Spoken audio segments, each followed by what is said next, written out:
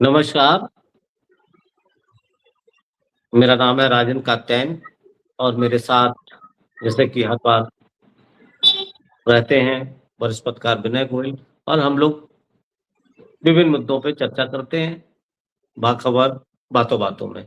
तो आज बातों-बातों में देश के राजनीतिक परिदृश्य पर बात करते हैं जिसमें बिहार से लेके मध्य प्रदेश तक की राजनीति और केंद्र में भारतीय जनता पार्टी की सत्ता संतुलन की राजनीति में क्या चल रहा है, कुछ राजनीतिक गलियारों में उड़ती-उड़ती खबरें चलती रहती हैं। उन्हीं खबरों के बीच हम लोग इस चीज़ का परीक्षण करने की कोशिश करते हैं कि आखिर बात क्या है? बाखबर भी हम लोग खबरदार होते हैं। गोयल जी बिहार अभी अगर लेटेस्ट देखा जाए तो 2 जगह उपचुनाव चल रहा है, मध्य प्रदेश में और बिहार में। तो बिहार में अभी राष्ट्रीय अध्यक्ष बनाए गए नितिन नवीन, उनकी सीट खाली हुई है पटना की बांकीपुर और बांकीपुर पे नितिन नवीन ने अपने किसी बहुत ही खासम-खास को प्रत्याशी बनाया था, लेकिन कुछ दिनों में प्रत्याशी को बदल दिया गया। अब ये तो बात मतलब एक राष्ट्रीय पार्टी का राष्ट्रीय अध्यक्ष और उसका कैंडिडेट उसके सीट से बदल दिया जाए तो ये तो बड़ी हेटी वाली बात है। इसी तरह से कुछ मध्य प्रदेश की है। पहले बात करते हैं बिहार की, क्या है पूरा मामला गोयल जी? ये सब क्यों किया जा रहा है? सीट एकदम से बदलना पड़ गया, आनन-फानन में कैंडिडेट हटा दिया गया। देखिए राजन जी, भारतीय जनता पार्टी पिछले 12-14 साल से एक अलग तरीके से काम कर रही है। मतलब उसके लिए वही लोग मुफीद हैं जो उनके तरीके से काम करें।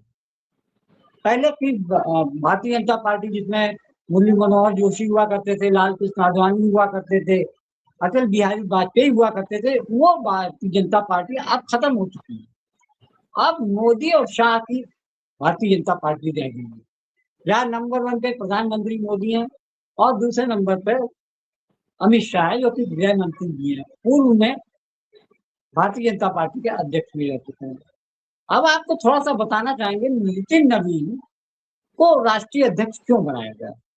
उसके पीछे कारण ये था कि एक तो ये इनका एज बहुत कम है। 45-46 साल की एज में भारतीय जनता पार्टी के राष्ट्रीय अध्यक्ष बन गए। इसके पीछे भी एक लॉजिक था कि प्रधानमंत्री मोदी और शाह ऐसे व्यक्ति की तलाश में थे जो उनकी बात को कोई भी सवाल न करे। जैसा कि आपने देखा कि पिछले कई चुनावों में चाहे वो राजस्थान का चुनाव रहा हो, छत्तीसगढ़ का रहा हो या उड़ीसा का रहा हो और आपको गुजरात का भी रहा हो, तो इन्होंने हमेशा से लोगों को चौंकाया कि वहाँ दिग्गज नेता होने के बावजूद ये हमेशा एक नए ऐसे व्यक्ति को सामने ला के रखते हैं जो कि इनकी तरीके से अकल का अंधा हो और गांठ का पूरा हो।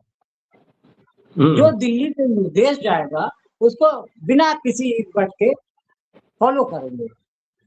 तो नितिन नवीन को जब राष्ट्रीय अध्यक्ष बनाया गया और उसके बाद उनको राज्यसभा भेजा गया, तो उनकी जगह पर सीट खाली हो गई। नितिन नवीन ने वहां पर अपने खास करीबी नेता भारतीय जनता पार्टी के नेता अभिषेक कुमार सिंह उर्फ बंटी, तो उनको अपना उम्मीदवारी सौंपी और उन्होंने पर्चा भी दाखिल कर दिया। लेकिन इसी बीच में प्रशांत किशोर ने एक बयान दे दिया, उनकी पार्टी की तरफ से एक बयान आया कि भारतीय जनता पार्टी को तो चुनाव होने से पहले ही हरा देंगे। ये बात भारतीय जनता पार्टी को खली कि ऐसा क्या हो गया। फिर उन्होंने कैंडिडेट के बारे में खोजा खबरा, वो उसकी बातें निकाली, तो पता चला कि जो बंटी हैं, इनके पिताजी रविंद्र प्रसाद सरकारी नौकरी में थे, मैनेजर की पोस्ट पे थे और लालू प्रसाद के साथ में जो चारा घोटाला की बात चल रही थी, उसमें उनका नाम था। 3 साल की सजा हुई और 2025 तक उन्होंने सजा काटकर और 50,000 का जुर्माना भरा। जब ये बात भारतीय जनता पार्टी के सामने आई, तो उनके हाथ के तोते उड़ गए कि यहाँ तो चुनाव होगा ही नहीं। चुनाव होने से पहले ही लोग अगर ये जान गए और उनको ये मालूम था प्रशांत किशोर किस टाइप का आदमी है, कि वो रेत में से भी तेल निकाल लेगा। तो यही सब बातें थी, इसको लोगों को तक ज्यादा जानकारी ना फैले, इस वजह से बंटी को कहा आप प्रेस कॉन्फ्रेंस करिए और ये कहिए कि पारिवारिक मामलों के चलते मैं चुनाव नहीं लड़ना चाह रहा। फिर उनके बाद बंटी ने प्रेस कॉन्फ्रेंस की और फिर एक नए उम्मीदवार का नाम घोषित किया, नीरज कुमार सिन्हा। जी जी, नीरज आपने कुमार बड़ा सिन्हा हाँ भी उसमें आ गए चर्चा में। वो एक मामूली सा बूथ लेवल कार्यकर्ता, उसकी मार्कशीट को लेकर कुछ सवाल हुए, जो उन्होंने मार्कशीट लगाई है, एज का लगाया है, उसमें घपलेबाजी है। उन मार्कशीट के उस पे बिना पर उस मार्कशीट के आधार पर ये कहा गया जब ये 2094 में पैदा हुए तो 2006 में ये कैसे भारतीय जनता पार्टी के नेता बन गए, इस बात को लेकर भी। लेकिन ये बात इतनी बड़ी नहीं थी जितने कि बंटी के मामले में। तो अब आप जी समझ जी सकते हैं कि भारतीय जनता पार्टी को अब बिहार में सीट निकालना, यहाँ तक कि केंद्र में बैठे लोगों के लिए एक समस्या है। अब ये तो आप समझ ही रहे हैं कि वहां पर भारतीय जनता पार्टी है, जेडीयू तो खत्म है, नीतीश कुमार का कोई इसमें हस्तक्षेप नहीं है, सरकार पूरी तरीके से बीजेपी के कंट्रोल में। तो ये समझ लीजिए कि भारतीय जनता पार्टी और प्रशांत किशोर के बीच में टग ऑफ वार है। वहीं दूसरी तरफ राजग ने भी अपना एक कैंडिडेट उतारा, पिछली बार चुनाव हार गई 2025 में, हार गए थे, लेकिन फिर से रेखा गुप्ता को चुनाव में उतारा है। मामला त्रिकोणीय हो सकता है, लेकिन भारतीय जनता पार्टी के लिए समस्या पैदा हो गई है, इसमें कोई शक नहीं। जी, बिल्कुल सही आपने कहा कि एक कैंडिडेट भी तलाशना मुश्किल पड़ रहा है और कहीं न कहीं लोग तो इसमें अंदर खाने की हवा जो चल रही है वो कह रहे हैं कि ये शक्ति संतुलन की भी बात है। नितिन नवीन और अमित शाह में भी एक ऐसा गठजोड़, एक ऐसा विरोधाभास है जिसको लोग दबी जुबान से बताते हैं, जिसको वो पसंद नहीं करते हैं एक-दूसरे को, ऐसी चर्चाएँ हैं। कहीं ये भी कारण हो सकता है, सत्ता के गलियारों में ये बातें भी हैं। और इसी तरह की बात गोयल जी मध्य प्रदेश में देखने में आई। नरोत्तम मिश्रा दतिया सीट से पिछले चुनाव में उनको जब पहले तो टिकट दिया नहीं जा रहा था, लेकिन टिकट दिया गया, तो उनको हरा दिया गया। अब इस बार जब उन्होंने दावेदारी पेश की, तो उनको टिकट ही नहीं दिया गया।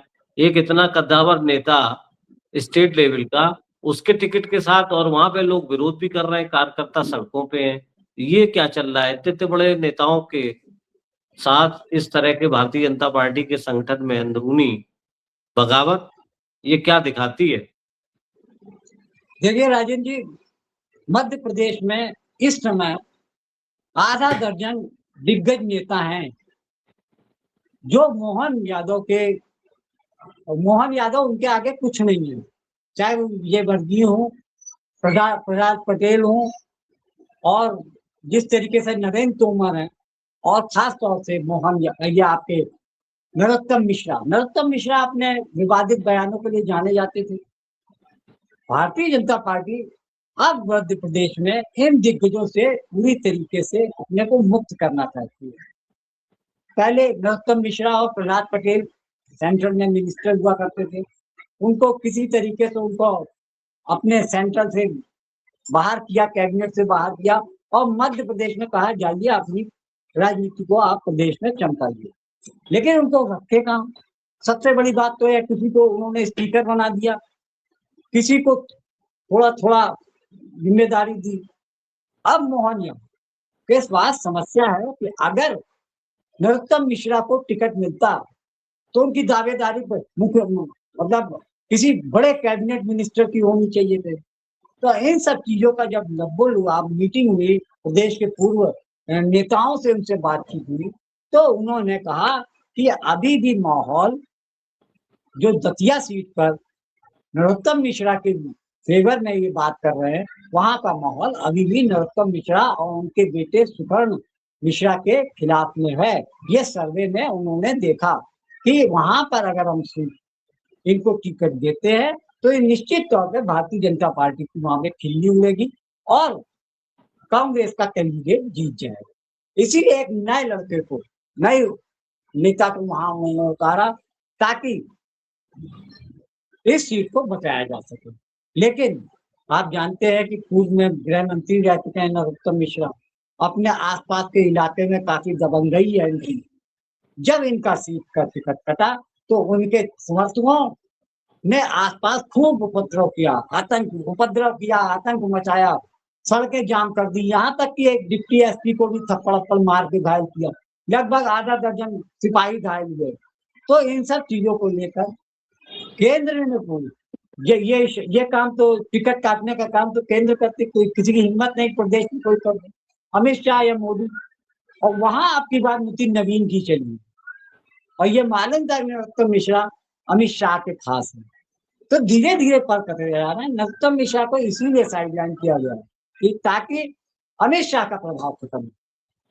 तो यह आप बात समझ सकते हैं कि दूध पीने के बाद कुल्हड़ फोड़ दिया जाता है, यही तरीका प्रधानमंत्री मोदी अख्तियार कर रहे हैं। नितिन नवीन ने उत्तर प्रदेश में बयान देकर और सनसनी फैला दी थी कि योगी और मोदी की जो जोड़ी है इससे पूरे 2047 तक केंद्र में सरकार बनी रहेगी और मोदी जी और योगी जी का ही वर्चस्व रहेगा। ये बात अमित शाह को और खल रही है। पहले वो सेकंड मैन थे, प्रधानमंत्री मोदी के बाद शाह के हाथ में देश की कमान रहती थी, लेकिन जब से नितिन नवीन बने हैं तब से प्रधानमंत्री मोदी और योगी का योग काफी ज्यादा चर्चा में है। तो मुझे तो लग रहा है कि ये कोल्ड वार चल रहा है नितिन नवीन और अमित शाह के बीच में। तो वो जहां मौका पाते हैं उनको दबा देते हैं और अमित शाह जहां मौका पाते हैं वो अपनी चाल चलने से चूकते नहीं। जी गोयल जी, आपने बिल्कुल सही, आपने बड़े रहस्योद्घाटन किए और जिस तरह से बिहार और मध्य प्रदेश की राजनीति में जो क्या कुछ चल रहा है, जो घट रहा है, जो प्रत्याशी हटाए और नए बनाए जा रहे हैं, नए लोगों को टिकट दिया जा रहा है, पुराने हटाए जा रहे हैं, अपने अपने प्यादे और घोड़े की चाल चली जा रही है। ये वाकई शतरंज की चाल की तरह है और इसकी कमान दिल्ली से बैठ के चली जा रही है और वहां भी शक्ति संतुलन की लगता है कोल्ड वार चल रहा है। ये बिल्कुल सामने धरातल पे दिख रहा है। बातों बातों में आपने बड़ा बाखबर किया, वाकई ये बहुत ही रोचक था। बहुत बहुत धन्यवाद गोयल जी, आप आए। आगे फिर किसी पे आपसे बात करते हैं, तब तक के लिए धन्यवाद। नमस्कार।